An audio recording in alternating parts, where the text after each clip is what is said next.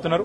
మేము కూడా ప్రభుత్వాన్ని ఒకటే కోరుతున్నాం, చచ్చిపోయినాక కాంపెన్సేషన్ ఒక 5 లక్షలు ఏదో ఇచ్చి చేతులు దులుపుకున్నాడు కాదు, భవిష్యత్తులో ఇంకెవరు చావకుండా చూడండి, భవిష్యత్తులో ఎవరికి ఇట్లాంటి దుర్మార్గమైన పరిస్థితి, ఇంత ఘోరమైన పరిస్థితి రాకుండా చూడండి.